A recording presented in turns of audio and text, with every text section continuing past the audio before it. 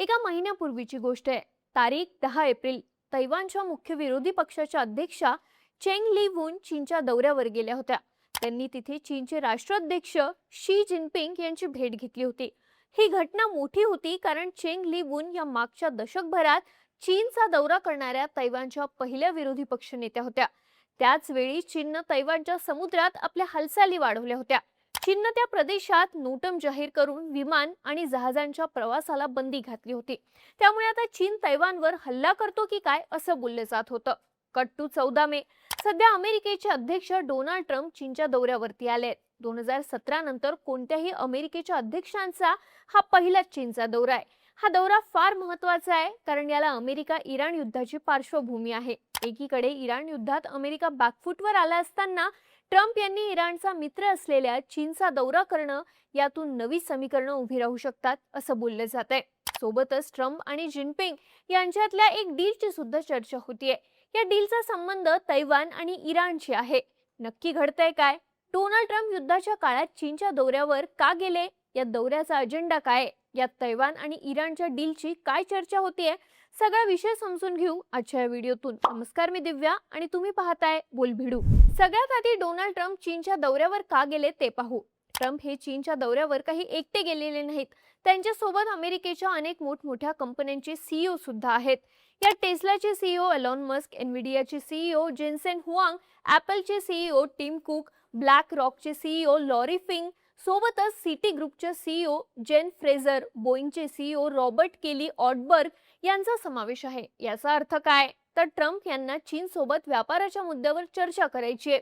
स्वतः ट्रम्प यांनी हे स्पष्ट केले की ते शी जिनपिंग यांना विनंती करतील की चीननं आपली दारं अमेरिकन कंपन्यांसाठी खुली करावीत। चीनच्या सरकारकडून अमेरिकन कंपन्यांना चीनमध्ये व्यापार करण्यासाठी अनुकूल वातावरण मिळावं, हा प्रयत्न डोनाल्ड ट्रम्प यांचा आहे। मुळात झालंय काय तर इराण विरुद्ध युद्धाला सुरुवात करून अमेरिका चांगलाच बॅकफूटवर आलाय। खरं तर डोनाल्ड ट्रम्प हे यावर्षी मार्च महिन्यातच चीनच्या दौऱ्यावर जाणार होते। त्यावेळी अमेरिका आणि चीन यांच्यात ट्रेड डील तसंच टॅरिफच्या मुद्द्यावर चर्चा होणार होती। पण त्याआधी ट्रम्प यांनी इराणवरती हल्ला करून युद्धाला सुरुवात केली। ट्रम्प यांना वाटत होतं की अमेरिकेनं ज्याप्रमाणे व्हेनेझुएलाला ताब्यात घेतलं त्याच प्रकारे इराणही अमेरिकेच्या ताब्यात येईल। हे झाल्यानंतर चीन सोबत डील करताना अमेरिका मजबूत स्थितीत असेल असा ट्रम्प यांचा अंदाज होता। पण प्रत्यक्षात याच्या उलट घडलं। इराणनं अमेरिकेच्या हल्ल्याला ज्या प्रकारे उत्तर दिलं त्यामुळे आता अमेरिका बॅकफूटवर आलाय। इराणनं हॉर्मुझचा मार्ग रोखून धरल्यामुळे अमेरिका कोंडीत सापडलाय। या उलट युद्धात चीननं उघडपणे इराणची मदत केली, ज्यामुळे सध्या चीन मजबूत स्थितीत आहे।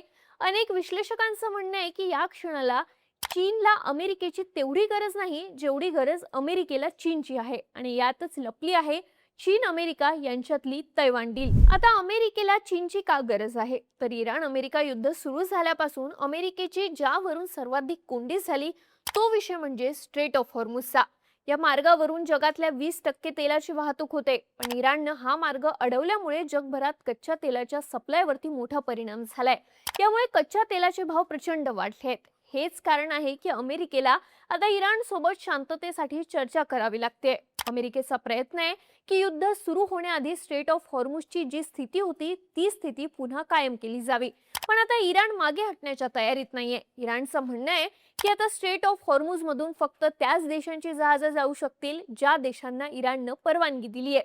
अमेरिकेला अर्थातच इराणची परवानगी नाहीये, त्यामुळे अमेरिकेची जहाजं स्ट्रेट ऑफ हॉर्मुझ मधून जाऊ शकत नाहीये। दुसरीकडे इराणनं चीनला मात्र सुरुवातीपासूनच ही परवानगी दिली आहे। चीनची जहाजं स्ट्रेट ऑफ हॉर्मुझ मधून कोणत्याही विरोधाशिवाय प्रवास करतायत। तसं पाहिलं तर चीन आणि इराण यांच्यातले संबंध चांगले आहेत। अमेरिकेनं जेव्हा इराणवरती आर्थिक निर्बंध लादले होते तेव्हा चीनच इराणच्या मदतीला आला होता।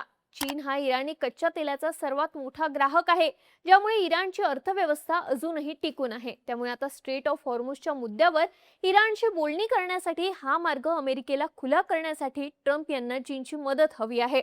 गेल्या महिन्यात अमेरिका आणि इराण यांच्यात पाकिस्तानमध्ये थेट चर्चा झाली होती, पण ही चर्चा यशस्वी झाली नाही कारण इराण हा स्ट्रेट ऑफ हॉर्मुझच्या मुद्द्यावरती अडून आहे। त्यामुळे आता इराणशी चीनच्या मार्फत बोलणी करण्याचा ट्रम्प यांचा प्रयत्न आहे। जर चीननं हस्तक्षेप केला तर इराण सोबत शांतता करार होऊ शकतो। इराण पुन्हा स्ट्रेट ऑफ हॉर्मुझ अमेरिकेसाठी खुला करू शकतो असा विश्वास ट्रम्प यांना आहे। त्यामुळेच डोनाल्ड ट्रम्प यांचा चीनचा हा दौरा एवढा महत्त्वाचा आहे। आता समजा इराणशी बोलणी करण्यासाठी चीननं अमेरिकेची मदत केली, तर त्या बदल्यात चीनला नक्कीच अमेरिकेकडून काहीतरी हवं असेल. आणि इथेच एंट्री होते तैवानची. चीनला आता काहीही करून तैवानवरती आपला ताबा हवा आहे. या वर्षाच्या सुरुवातीला शी जिनपिंग यांनी एक भाषण केलं होतं. या भाषणात ते म्हणाले होते, तैवान चीनमध्ये सामील होणं ही काळाची गरज आहे, हे कोणीही रोखू शकत नाही. जिनपिंग यांनी इशारा दिला होता की गरज पडल्यास चीन बळाचा वापर करून तैवानला आपल्या ताब्यात घेईल. याचा अर्थ क्लिअर आहे की चीन लवकरच तैवानवर ताबा मिळवण्यासाठी हालचाली करणार आहे. पण यामध्ये चीन समोरची सर्वात मोठी अडचण अमेरिका आहे. अमेरिका चीनच्या वन चायना धोरणाचं समर्थन करतो, पण सोबतच अमेरिकेनं तैवान सोबतही चांगले संबंध राखलेत. चीननं जेव्हा जेव्हा तैवानच्या मुद्द्यावर आक्रमक भूमिका घेतलीये, तेव्हा तेव्हा अमेरिका तैवानच्या मदतीला आलाय. 1996 साली तैवानमध्ये पहिल्यांदा लोकशाही पद्धतीने निवडणुका होत होत्या, पण चीनचा याला विरोध होता. त्यामुळे तैवानला धाक दाखवण्यासाठी चीननं त्या भागात मिसाईल टेस्टिंग आणि मिलिटरी ट्रेनिंग आयोजित केलं होतं. याला प्रत्युत्तर देण्यासाठी अमेरिकेचे तत्कालीन अध्यक्ष बिल क्लिंटन यांनी अमेरिकेचे 2 एअरक्राफ्ट कॅरियर तैवानच्या दिशेने पाठवले होते. अमेरिकेच्या या हालचालीमुळे चीनला माघार घ्यावी लागली होती. त्याआधी 1950च्या कोरियन युद्धादरम्यानही चीनचा तैवानवरती ताबा मिळवण्याचा प्रयत्न होता, पण अमेरिकेनं आपल्या नौदलाचं 7th फ्लीट तैवानच्या समुद्रधुनीमध्ये पाठवलं, ज्यामुळे चीनला तैवानवरती हल्ला करता आला नाही.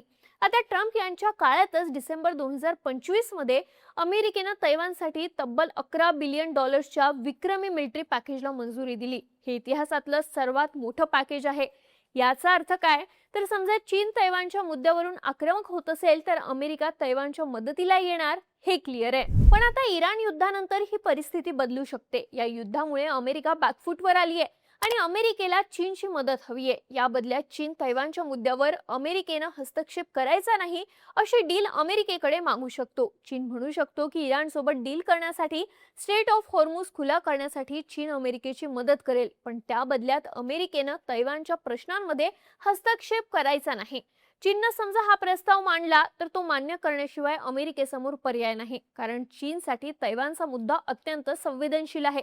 या मुद्द्यावरून चीन कोणत्याही परिस्थितीत माघार घेणार नाही, हे त्यानं वेळोवेळी स्पष्ट केलंय. अमेरिका सध्या ज्या कोंडीत अडकली आहे, चीन त्याचा फायदा घेऊन तैवानवरती लवकरात लवकर आपला ताबा मिळवू शकतो, ते सुद्धा अमेरिकेच्या विरोधाशिवाय. ट्रम्प आणि जिनपिंग यांच्यात होऊ शकणारी डील आहे ती हीच. सध्या तरी अमेरिकेसोबत कोणताही करार करताना चीन अमेरिकेच्या तुलनेत मजबूत स्थितीत आहे. परिस्थिती अशी आहे की चीन आपल्या अटींवर अमेरिकेसोबत डील करू शकतो. अमेरिका सध्या चीनवर आपल्या अटी लादण्याच्या स्थितीत नाहीये. याचाच फायदा घेऊन चीन तैवानच्या मुद्द्यावर अमेरिकेला आपल्या बाजूने करून घेऊ शकतो. जर असं झालं तर येणाऱ्या काळात तैवानवर ताबा मिळवण्यासाठी चीनला कोणीही रोखू शकणार नाही. तुम्हाला काय वाटतं?